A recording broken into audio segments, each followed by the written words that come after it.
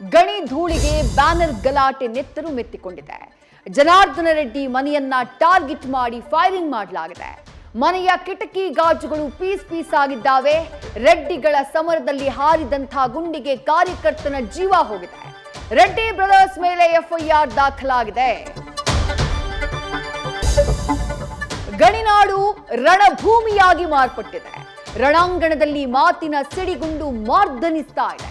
Plan ಮಾಡಿಯೇ ಕಲ್ಲು petrol bomb ದಾಳಿಯಾಗಿದೆ ಅಂತ ಹೇಳಿ ಶ್ರೀರಾಮುಲು ಆರೋಪವನ್ನ ಮಾಡಿದ್ದಾರೆ.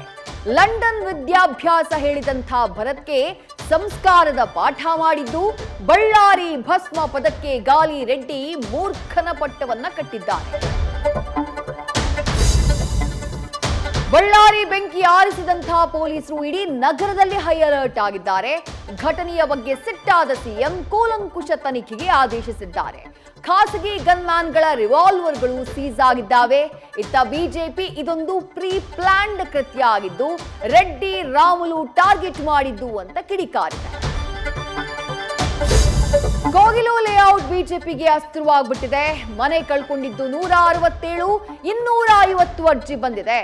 ಸಂತ್ರಸ್ತರು ನಾವು ಕನ್ನಡಿಗರು ಅಂತ 20-30 ವರ್ಷದ ದಾಖಲೆ ಇದೆ ಅಂತ ಹೇಳ್ತಿದ್ದಾರೆ. ಸಂತ್ರಸ್ತರ ಪರವಾಗಿ ಹೈಕೋರ್ಟ್ನಲ್ಲಿ ಪಿಐಎಲ್ ದಾಖಲಾಗಿದೆ. ಇತ್ತ ಕಂದಾಯ ಇಲಾಖೆ ದಾಖಲೆಗಳ ಪರಿಶೀಲನೆಯನ್ನ ನಡೆಸ್ತಾ ಇದೆ.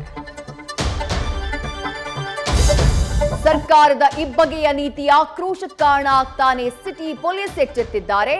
ದರ್ಶನ್ ಪತ್ನಿ ವಿಜಯಲಕ್ಷ್ಮಿಯ ಅಸಮಾಧಾನಕ್ಕೆ ಪೊಲೀಸ್ ಇಲಾಖೆ ಸ್ಪಂದಿಸಿದೆ. ಕೆಟ್ಟ ಕಾಮೆಂಟ್ಗಳನ್ನ ಮಾಡಿದ್ದಂಥ 2 ಕಿಡಿಗೇಡಿಗಳನ್ನ ಲಾಕ್ ಮಾಡಿದ್ದಾರೆ. ಆಟೋ ಚಾಲಕ, ಸಾಫ್ಟ್ವೇರ್ ಎಂಜಿನಿಯರ್ ಅರೆಸ್ಟ್ ಆಗಿದ್ದಾರೆ.